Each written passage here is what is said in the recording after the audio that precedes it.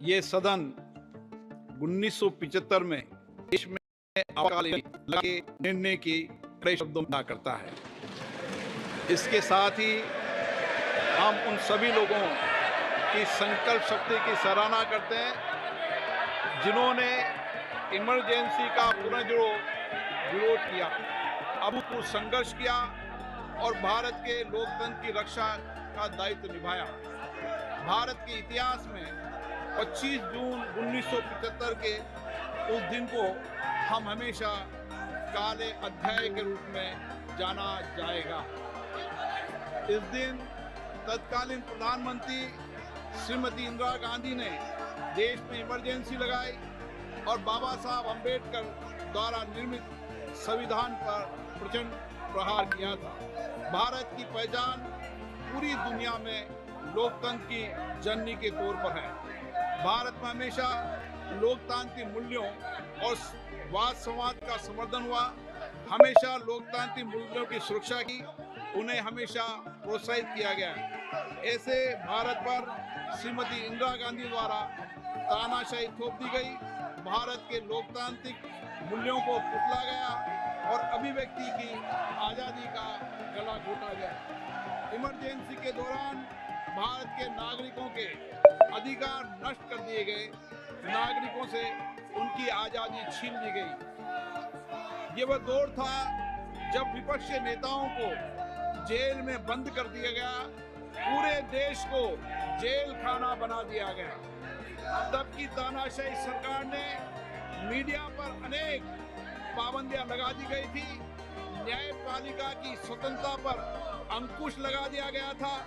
Emergency का वह समय हमारे देश के इतिहास में अन्याय काल का एक काला खंड था। आपातकाल इमरजेंसी लगाने के बाद उस समय कांग्रेस सरकार ने कई ऐसे निर्णय किए जिन्होंने हमारे संविधान की भावनाओं को कुचलने का काम किया। पूर्व और निर्दयी maintenance of internal secretary act Misa में बदलाव करके कांग्रेस पार्टी ये सुनिश्चित किया कि हमारी अदालतें मीसा के तहत गिरफ्तार लोगों को न्याय नहीं दे पाए।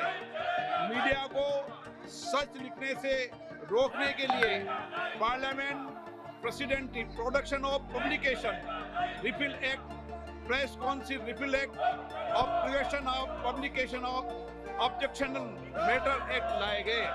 इस काले खंड में संविधान में 38वां, 39वां, 40वां, 41वां, 42वां संविधान संशोधन किया गया। कांग्रेस सरकार द्वारा किए गए संशोधन का लक्ष्य था सारी शक्तियां एक व्यक्ति के पास आ जाए, न्यायपालिका पर नियंत्रण हो, संविधान के मूल सिद्धांत खत्म किए जा सके। ऐसा करके नागरिकों के अधिकारों का दमन किया गया और लोकतंत्र के सिद्धांतों पर आघात किया। इतना ही नहीं, तत्कालीन प्रधानमंत्री श्री इंदिरा गांधी ने कमिटेड ब्यूरोक्रेसी और कमिटेड जुडिशरी की बात कही, जो उनकी लोकतंत्र विरोधी रवैये का एक उदाहरण है। इमरजेंसी अपने साथ ही ऐसे असामाजिक और तानाशाही की भावना से भयंकर चुनौतियों को लेकर आई, जिसने गरीबी, दलित और वंचितों को तबाह कर दिया। इमरजेंसी के दौरान लोगों को कांग्रेस सरकार द्वारा जबरन थोपी गई अनिवार्य नसबंदी का, शहरों में अतिक्रमण हटाने के नाम पर मनमानी का और सरकार की कुनीतियों का प्रहार झेलना पड़ा। ये सदन उन सभी लोगों के प्रति संवेदना जताना चाहता है। 1975 से 1970 कालाखंड अपने आप में एक ऐसा कालाखंड है जो हमें संविधान के सिद्धांतों, संघीय ढांचे और न्यायिक स्वतंत्रता के महत्व को याद दिलाता है। ये कालखंड हमें याद दिलाता है कैसे उस समय हम सभी पर हमला किया गया, क्योंकि जिनकी रक्षा आवश्यक है। ऐसे समय में जब आपातकालीन इमरजेंसी के 50वें वर्ष में हम प्रवेश कर रहे हैं, ये 18वीं लोकसभा बाबा साहब अम्बेडकर द्वारा निर्मित संविधान को बनाए रखने, इसकी रक्षा करने और इसे सुरक्षित रखने की अपनी प्रतिबद्धता को दोहराती है। हम भारत में लोकतंत्र के सिद्धांत, देश में कानून का शासन और शक्तियों का विकेंद्रीकरण अक्षुण्ण रखने के लिए प्रतिबद्ध है। हम संवैधानिक संस्थाओं में भारत के लोगों की आस्था और उनके अभूतपूर्व संघर्ष, जिनके कारण इमरजेंसी का अंत हुआ और एक बार फिर संवैधानिक शासन की स्थापना हुई, उनकी सराहना करते हैं। 1975 में आज 26 जून के दिन ही देश इमरजेंसी की कूट सच्चाइयों का सामना करते हुए उठा था। 1975 में आज के दिन कैबिनेट ने इमरजेंसी का पोस्ट फैक्टो रेक्टिफिकेशन किया था। इस तानाशाही और असंवैधानिक निर्णय पर मोहर लगाई थी। इसलिए हमारी संसदीय प्रणाली अनगिनत बलिदानों के बाद मिली दूसरी आजादी के प्रति अपनी प्रतिबद्धता को दोहराने के लिए आज के प्रस्ताव किया जाना आवश्यक है।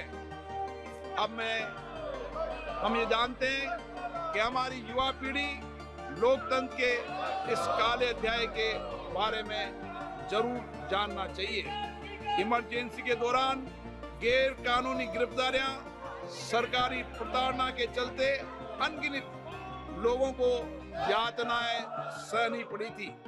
उनके परिवार उनको असमित कष्ट उठाना पड़ा था। इमरजेंसी ने भारत के कितने नागरिकों का जीवन तबाह कर दिया था, कितने लोगों की मृत्यु हो गई थी। इमरजेंसी के इस काले खंड में कांग्रेस की तानाशाह सरकार के हाथों अपनी जान गंवाने वाले भारत के ऐसे कर्तव्यनिष्ठ और देश में प्रेम करने वाले नागरिकों की स्मृति में हम सब 2 मिनट का मौन रखते हैं।